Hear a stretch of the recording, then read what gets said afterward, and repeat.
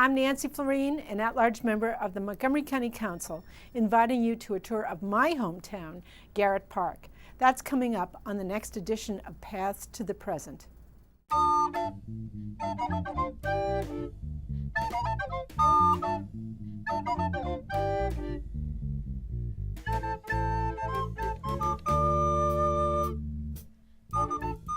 Hello and welcome to Paths to the Present. I'm your host, Gail Street. Groups dedicated to preserving the county's past are always on the lookout for ways to help residents discover our common heritage. Today's show focuses on two new efforts bringing Montgomery County's history to life. First, we'll look at Montgomery Connections, a multifaceted project designed to reach non-traditional audiences in innovative ways. Then we'll follow an architectural walking tour developed by the citizens of Garrett Park. But before we get started, let's do the history quiz. This iron tool dates to the 1800s and was used to complete a task that few folks do for themselves anymore. A hand-operated crank lowers the shaft and the entire device can be screwed to a table. Think you know what it is? Stay tuned. I'll give you the answer at the end of the show. In July, the Montgomery County Historical Society launched an ambitious multilingual project called Montgomery Connections.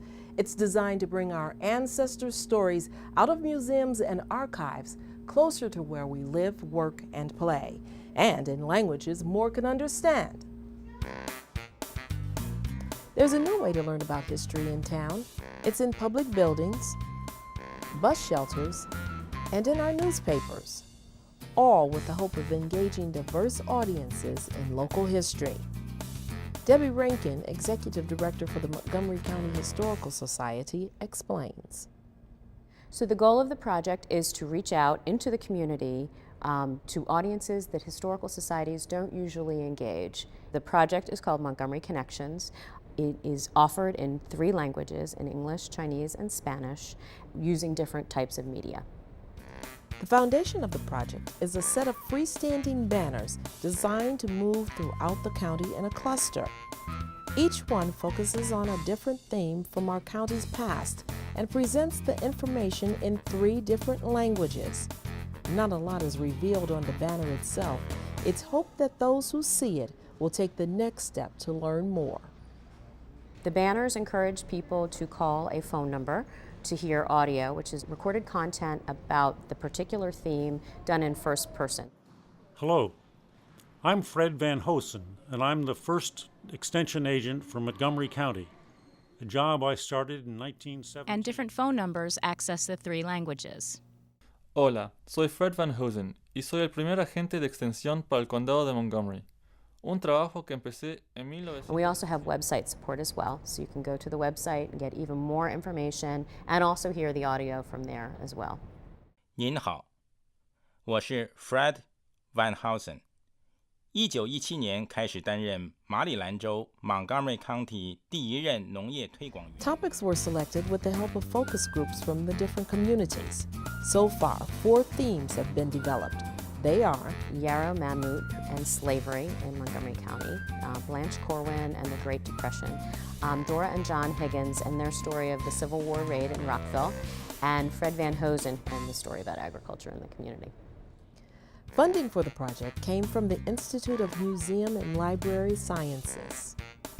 The grant funds 12 themes, so this is 4. We'll have 8 more.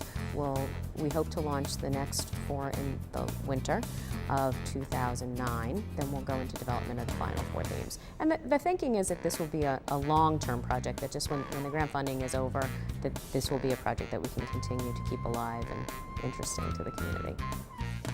The banners premiered in the city of Rockville. In August, they moved to Silver Spring.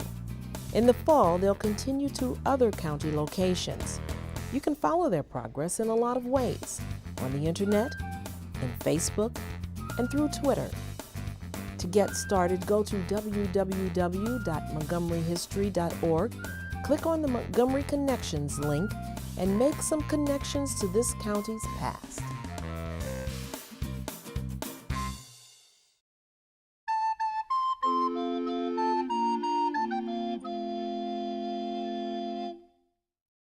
Now let's move from a high-tech outreach effort to a relatively low-tech one. Thanks to a grant from the Montgomery County Historic Preservation Commission, the town of Garrett Park was able to publish a brochure that leads visitors on a tour of that town's historic district. You can get a copy of the brochure by calling the town office at 301-933-7488, and I guarantee you'll want one after seeing this next segment. Nestled next to the train tracks between Rock Creek Park and Route 355, Garrett Park today sits on 500 acres and features nearly 350 homes. The town got its start as a railroad suburb when the metropolitan branch of the B&O opened a stop here in 1873. Soon after, residents were drawn to the cooler countryside while the train offered easy access to the city. Garrett Park has grown over the years, but its small town charm endures, thanks to the history that's been preserved. Perry Chapman has lived here since 1993 and is a member of the town's preservation committee. The vision for Garrett Park was that it would be an ideal suburban town outside of Washington, accessible by the train, which had recently been built and which still runs to the town. The town originally was a huge tract of land that stretched quite a ways to Veers Mill Road. It's now smaller, but the part that was planned out that exists today was planned in 1887. This was the only commercial building in Garrett Park. It was the general store and post office originally. The storekeeper lived on one side of the building, and where the main room of the restaurant is today was the general store.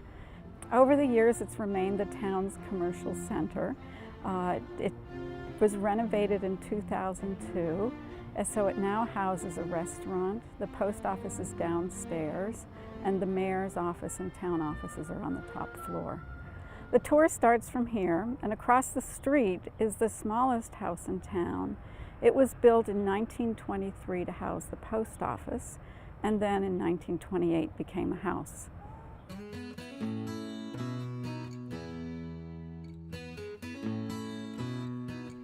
Walking up the hill along Waverly Avenue, you immediately notice a mixture of architectural styles. This tour travels past many of the original Victorian homes, but you'll also see styles from other eras. Almost 40 Victorian homes were built in the first 20 years of Garrett Park. They were set on large lots with room for gardens. Back then, some Garrett Parkers kept chickens and cows. Later, newer houses filled in the spaces in between. There really are houses from every single decade in town. This variety, as well as the preservation of open space, is what makes Garrett Park so special. This Victorian dates to 1890 and features one of the finest remaining carriage houses in town. Directly across the street is the Sprigg House. The Spriggs were infamous in about 1891 or 2 for wanting to have indoor plumbing. Indoor plumbing necessitated having a cesspool, and at the time it was thought that that would bring malaria or cholera and terrible disease. So the town at this point incorporated, and the first regulation passed was to ban cesspools in town. And next door to the Sprigg House is one of the largest, most elaborate Victorian houses in town. It's got a beautiful turret, enormous porch, and its plan, though, has actually been found in one of these pattern books, that were books where you could buy already existing architectural plans. When Garrett Park first began, a lot of people were drawn to come here in the summer. This house, which we call Rose Villa, originally rented out rooms to summer boarders, and it was apparently a social center for people in town.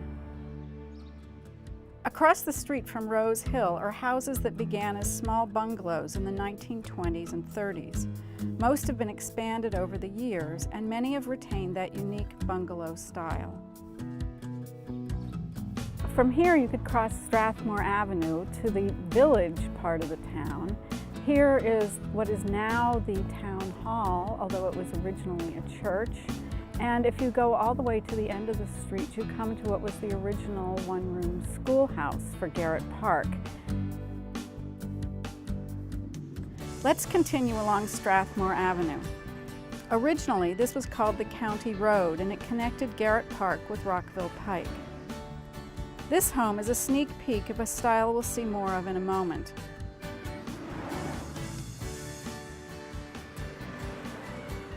As you can see, Strathmore Avenue has become a very busy thoroughfare. The recently added street lights, curbs, and crosswalks are an attempt to calm the growing volume of traffic. Turning onto Montrose Avenue, we approach a set of charming houses that were sold in a unique way. These post-World War I houses are known as Chevy houses. They're called that because when you purchased one, you could get a loan for a brand new Chevrolet thrown in with it. They were very small. The first few had only one bedroom. Later homes had 2 and 3 bedrooms. But they were so small that they came with fold-down Murphy beds and built-in eating booths, which functioned as the dining room. As you can see, most have been extensively altered over the years. Continuing along Montrose, the diversity of architecture is again very apparent. Contrast this 1891 Victorian with this 4-square that was built in 1908. This home, along with its neighbor, replaced original Victorians after a fire destroyed them. Since 1977, Garrett Park has been an arboretum, which I don't think that many towns are arboretums, but an arboretum is a collection of plants that are cared for, and actually records are kept of them. And it's usually for a specific purpose. In this case, it's to bring a greater variety of species into the town. And it's one of the things that makes Garrett Park such a wonderful place to live. The tour ends with a walk through Porcupine Woods. Porcupine Woods was actually on the original plan for Garrett Park. It was supposed to have fountains and lakes and things like that that are definitely not here.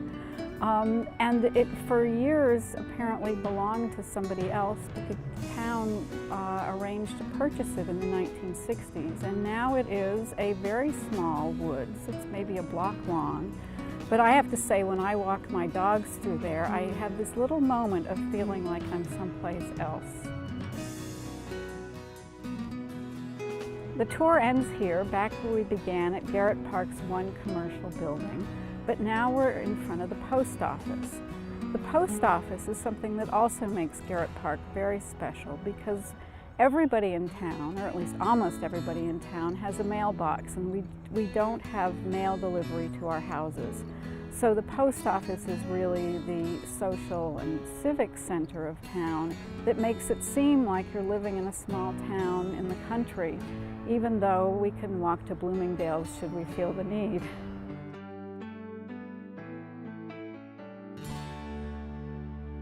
Okay, time's up. Did you figure out the history quiz?